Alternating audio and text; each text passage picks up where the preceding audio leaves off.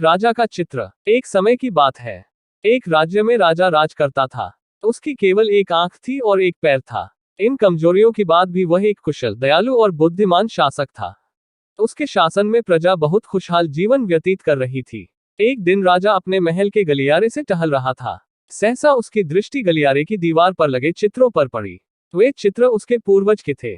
उन चित्रों को देख राजा के मन में विचार आया कि भविष्य में जब उसके उत्तराधिकारी महल के उस गलियारे से टहलेंगे तो उन चित्रों को देख अपने पूर्वजों का स्मरण करेंगे।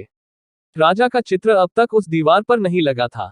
अपनी शारीरिक अक्षमताओं के कारण वह नहीं जानता था कि उसका चित्र कैसा दिखेगा। लेकिन उस दिन उसने सोचा कि उसे भी अपना चित्र उस दीवार पर लगवाना चाहिए। अगले दिन उसने अपने राज्य के श्रेष्ठ चित्रकारों को दरबार में आमंत्रित किया।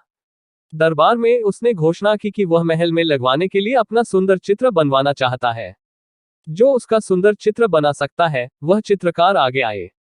चित्र जैसा बनेगा वैसा ही उस चित्रकार को इनाम दिया जाएगा।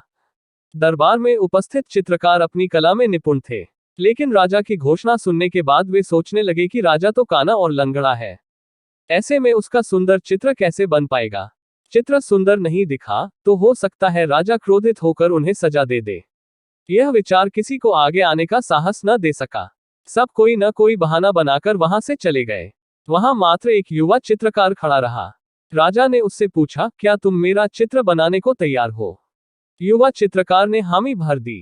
राजा ने उसे अपना चित्र बनाने की आज्ञा दे दी। अगले ही दिन से वह चित्रकार राजा का चित्र बनाने में जुट गया।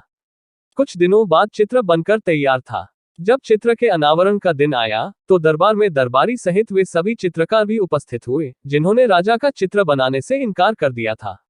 सभी उत्सुकता से चित्र के अनावरण की प्रतीक्षा कर रहे थे। जब चित्र का अनावरण हुआ तो राजा सहित सबके मुंह खुले के खुले रह गए। चित्र बहुत ही सुंदर बना था।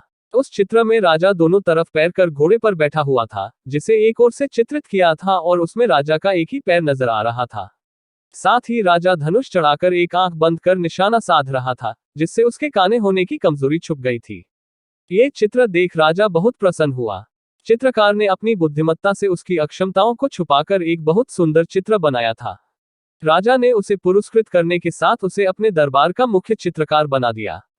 सीख: जीवन में आगे बढ़ना है तो हमें सदा सकारात्मक सोच रखना चाहिए। विषम परिस्थितियों में भी सकारात्मक दिशा में सोचने से किसी भी समस्या का समाधान आसानी से हो जाता है।